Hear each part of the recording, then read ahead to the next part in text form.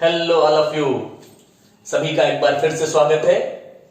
आज फिर से इलेक्ट्रोस्टैटिक्स के कुछ नए टॉपिक्स के साथ हम आज के वीडियो में जुड़ेंगे और मैं बताना चाहूंगा कि आज जिस टॉपिक को हम लोग ले रहे हैं वो यूपी बोर्ड एग्जामिनेशंस के लिए बहुत इंपॉर्टेंट होने वाला है।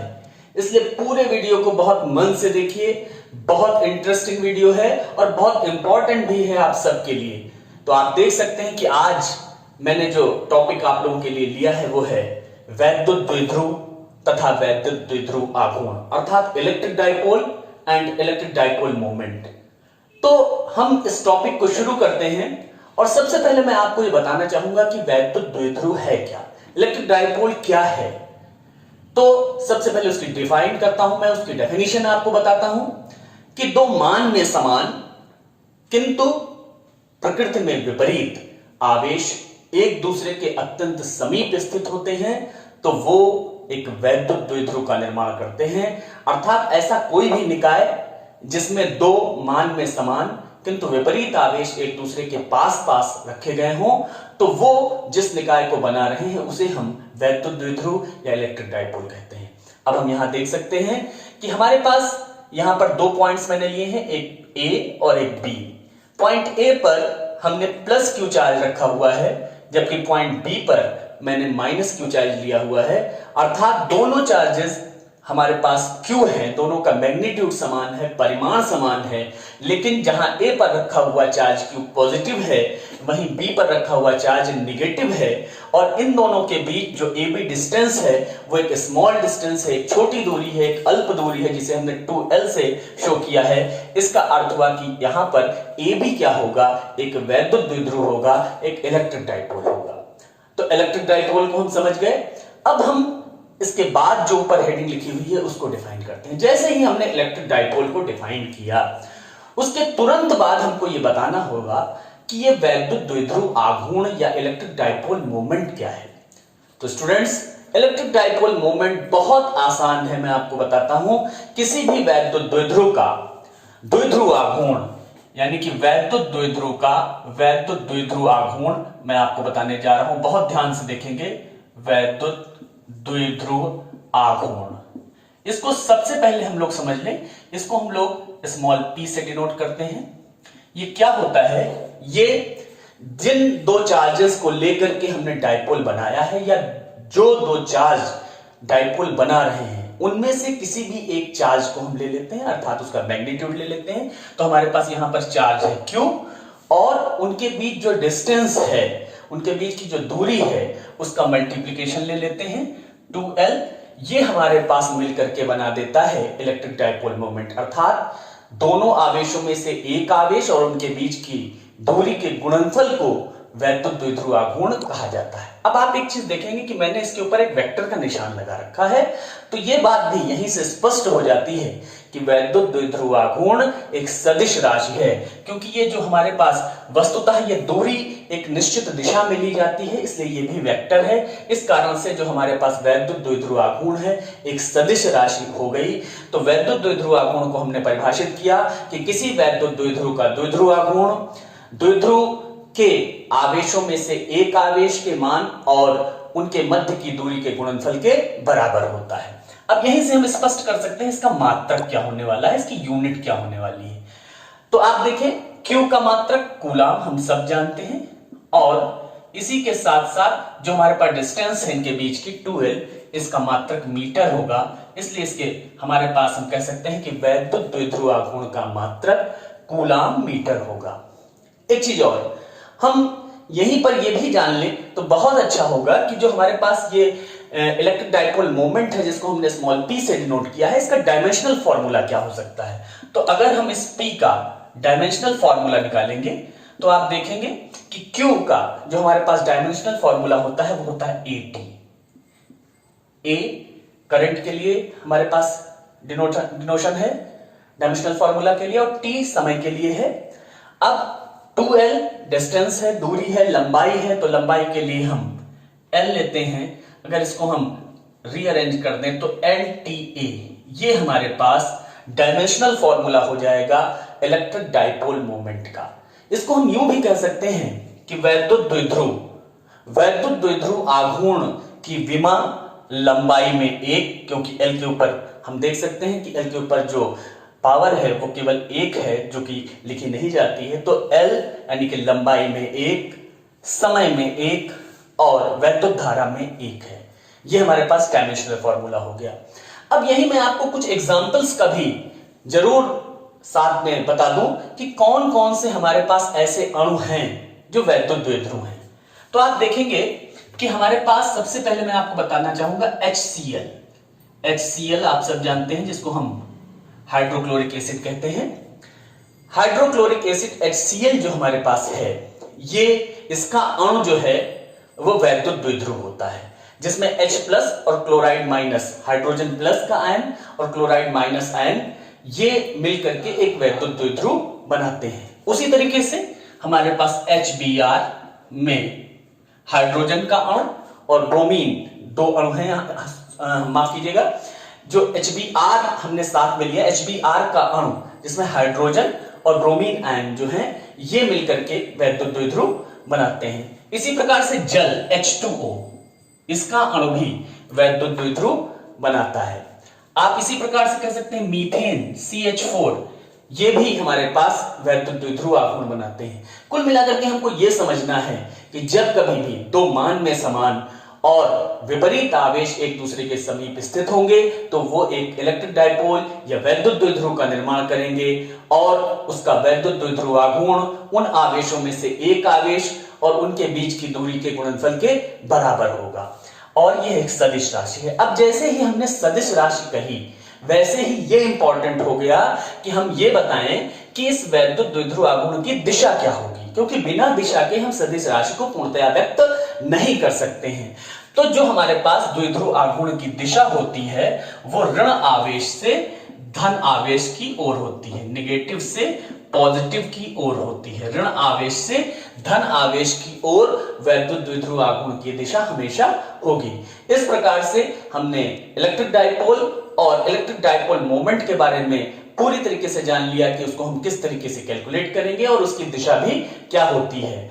तो वैद्युत द्विध्रुव के बारे में इतना जानने के बाद हम इसके बारे में कुछ और इंपॉर्टेंट चीजें आगे बढ़ाएंगे। आज के वीडियो में हम लोग देखेंगे कि इसके जरिए हम आगे और क्या क्या प्राप्त कर सकते हैं।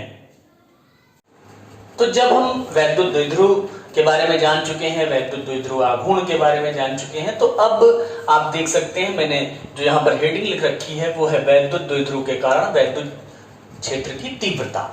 तो वैद्युत द्विध्रुव यानी कि इलेक्ट्रिक डायपोल की वजह से कहीं पर हमको अगर वैद्युत क्षेत्र की तीव्रता ज्ञात करनी है तो उसमें 2 प्रमुख स्थितियां हैं जिनको मैं आपसे डिस्कस करना चाहूंगा।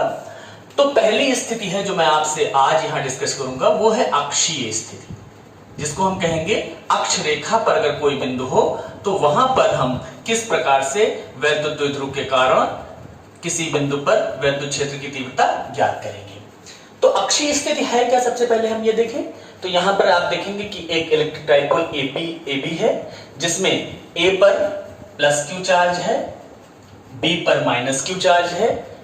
इसका मिड पॉइंट यानी कि इस डायपोल का मिड पॉइंट मध्य बिंदु O है, AB की लंबाई 2L है और इसकी जो अक्ष रेखा के अनुदिश यहां पर एक बिंदु P है जिसकी द्विध्रुव के मध्य बिंदु O से दूरी R है। हमको करना क्या है, हमें इस वैद्युत द्विध्रुव AB के कारण उसकी अक्ष रेखा पर स्थित बिंदु P पर वैद्युत क्षेत्र की तीव्रता ज्ञात करनी है। फिर से समझते हैं, हमको क्या जानकारी करनी है, हमको इस वैद्युत द्विध्रुव AB के कारण उसकी अक्ष रेखा पर मध्य बिंदु O से R दूरी पर स्थित बिंदु P पर वैद्युत क्षेत्र की तीव्रता ज्ञात करनी है। यही अक्षीय स्थिति कहलाती है। हम इसको कंटिन्यू करते हैं कि अक्षीय स्थिति में किस प्रकार से हम वैद्युत क्षेत्र की तीव्रता ज्ञात करेंगे। तो देखें आप, सबसे पहले हम वैद्युत द्विध्रुव के अलग अलग आवेशों के जरिए बिंदु P पर वैद्युत क्षेत्र की तीव्रता ज्ञात करेंगे। तो हमने सबसे पहले लिया +Q आवेश, कि इस +Q आवेश के कारण इस बिंदु P पर वैद्युत क्षेत्र की तीव्रता कितनी होगी ये हम कैलकुलेट करते हैं। तो देखें, हमने माना कि +Q आवेश के कारण, +Q आवेश के कारण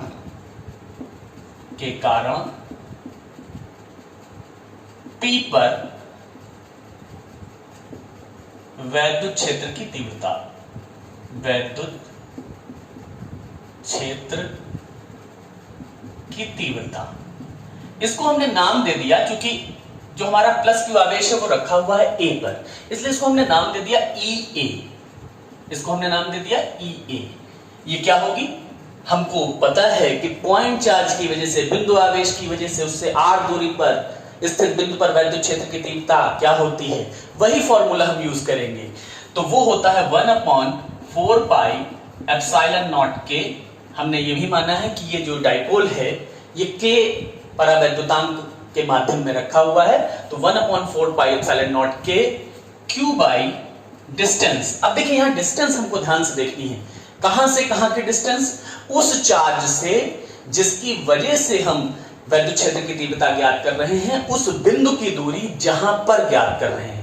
तो इस समय हम प्लस क्यू आवेश की वजह से पता कर रहे हैं। कहां पर पता कर रहे हैं, पी पर। तो दूरी कहां से कहां की लेंगे, प्लस क्यू से पी के बीच की। तो प्लस क्यू से पी के बीच की दूरी है ए पी, इसका स्क्वायर, वहां दूरी का वर्ग होता था।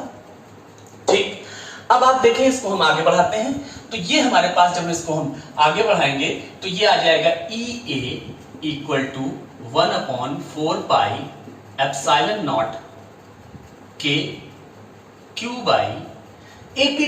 डिस्टेंस है कितनी, एपी दूरी कितनी होगी, तो देखिए आप एपी दूरी हमको कैलकुलेट करनी है। हमको पता है ओ से पी तक की दूरी आर है और ओ से ए तक की दूरी, देखिए ओ से ए तक की दूरी आधी होगी द्विध्रुव की लंबाई की, क्योंकि पूरी द्विध्रुव की लंबाई 2l है, ओ मध्य बिंदु है, तो ओ से l तक की दूरी ये हमारे पास हो जाएगी l।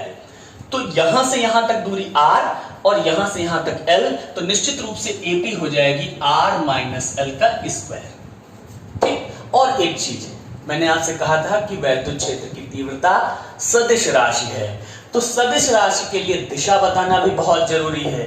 तो हमको यह भी बताना होगा कि इस प्लस क्यू आवेश की वजह से बिंदु P पर जो वैद्युत क्षेत्र की तीव्रता की दिशा है वो क्या होगी। तो उसको ज्ञात करने के लिए तरीका आपको पता होना चाहिए, नहीं तो आप लास्ट वीडियो को मेरे देखें, आप इमेजिन करेंगे कि इस P बिंदु पर हमने एक टेस्ट चार्ज जिसको हमने क्यू नॉट कहा था उसको रखें और देखें कि उस पर ये प्लस क्यू चार्ज किस तरफ फोर्स लगा रहा है।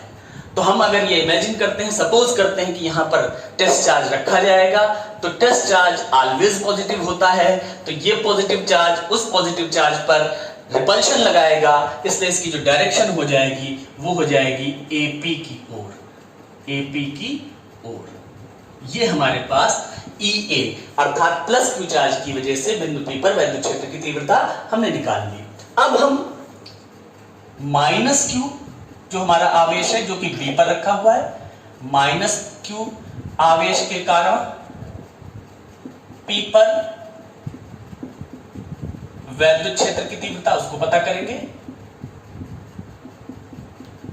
उसको हम कैलकुलेट करना चाहते हैं। तो देखिए उसको हम कैलकुलेट करना चाहते हैं, उसको हमने नाम दे दिया EB। EB क्यों कह दिया, क्योंकि हमने कहा माइनस B चार्ज हमारा जो माइनस क्यू चार्ज कहां पर रखा हुआ है, B पॉइंट पर रखा हुआ है। तो यहां पर भी वही फॉर्मूला एप्लीकेबल होगा, वही फॉर्मूला हम लगाएंगे 1/4 पाई एप्सिलॉन नॉट के क्यू बाई, जो कि चार्ज क्यू है इसलिए क्यू ही रखा।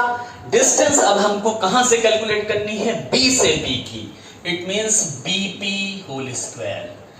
अब इसको हम जब आगे देखते हैं तो EB इक्वल टू हमको मिल जाएगा 1/4 पाई एप्सिलॉन नॉट के क्यू बाई BP। डिस्टेंस देखिए कितनी होगी, यहां से हमको थोड़ा सा ध्यान देना पड़ेगा कि जब O से P तक की डिस्टेंस R है और O से B तक की डिस्टेंस भी जो डाइपोल की हाफ लेंथ के बराबर होगी वो भी L हो जाएगी, तो ये हो जाएगा R प्लस L और यहां पर हो जाएगा R प्लस L का होल स्क्वायर। और इसकी डायरेक्शन फिर हमको लिखनी होगी, क्योंकि हमने बताया कि वेक्टर क्वांटिटी है इंटेंसिटी ऑफ इलेक्ट्रिक फील्ड, तो इसकी डायरेक्शन हम कैसे लिखेंगे, फिर वही तरीका अपनाएंगे। हम इमेजिन करेंगे, सपोज करेंगे कि P पर टेस्ट चार्ज रख दिया गया है और उस टेस्ट चार्ज पर ये माइनस क्यू चार्ज जिस तरफ फोर्स लगाएगा वही इंटेंसिटी ऑफ इलेक्ट्रिक फील्ड की डायरेक्शन हो जाएगी। तो अब हम जब इमेजिन करते हैं कि P पर टेस्ट चार्ज रखा हुआ है तो ये माइनस क्यू चार्ज है, ये टेस्ट चार्ज हमेशा पॉजिटिव होगा, तो माइनस चार्ज इस पॉजिटिव चार्ज को, टेस्ट चार्ज को अट्रैक्ट करेगा, आकर्षण का बल लगाएगा, इसलिए उसकी दिशा देखिए हमने दिखाई है EB इधर की ओर, यानी कि इसकी दिशा हो जाएगी P से बी की ओर। अब हमने देखा कि हमारे पास हमने प्लस क्यू आवेश की वजह से पी पर वैद्युत क्षेत्र की तीव्रता ज्ञात कर ली और माइनस क्यू आवेश की वजह से भी पी पर वैद्युत क्षेत्र की तीव्रता ज्ञात कर ली। अब आप देखेंगे कि ये दोनों जो हमारे पास वैद्युत क्षेत्र की तीव्रताएं निकली हैं ये परस्पर विपरीत दिशा में है और सदिश राशियां हैं ये। तो जब दो सदिश राशियां परस्पर विपरीत दिशा में लगी हुई हैं तो पी पर जो परिणामी वैद्युत क्षेत्र की तीव्रता होगी, पी पर बिंदु पी पर परिणामी वैद्युत क्षेत्र की तीव्रता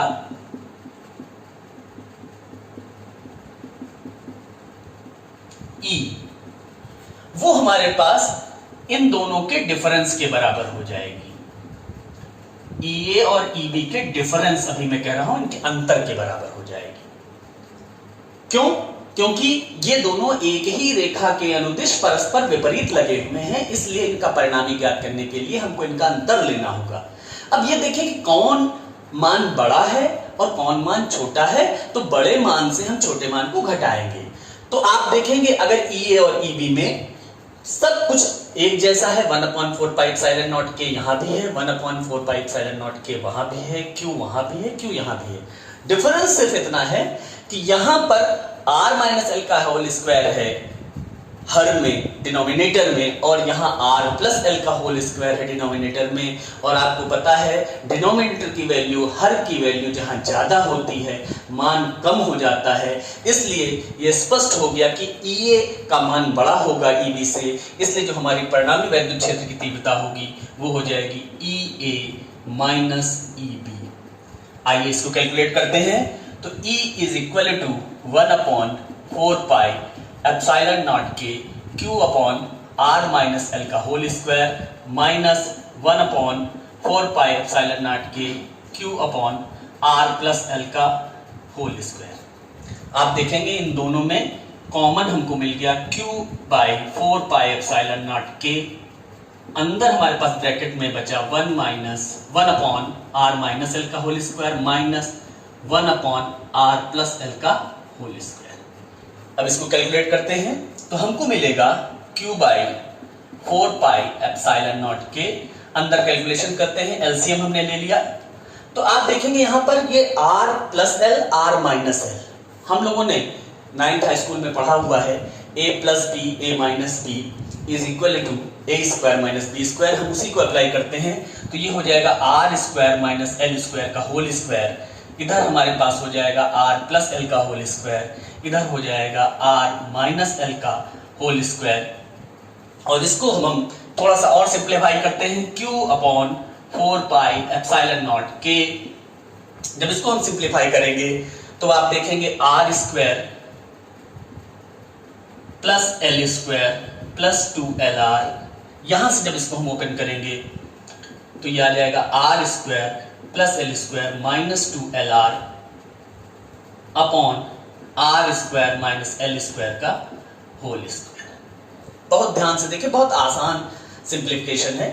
तो अब आपको यहां पर जब मिलेगा तो Q/4 पाई एप्सिलॉन नॉट के, ऊपर आपको मिल गया, देखिए जब हम ब्रैकेट ओपन करेंगे तो अंदर के जो चिन्ह है वो बदलेंगे, r स्क्वायर कैंसिल हो जाएगा, एल स्क्वायर कैंसिल हो जाएगा, 2LR और 2LR ये दोनों जुड़ जाएंगे तो ये हो जाएगा 4LR और नीचे हो जाएगा r square minus L square का होल स्क्वायर। अब थोड़ा सा यहां पे मैं अप्रोक्सीमेशन कर रहा हूं।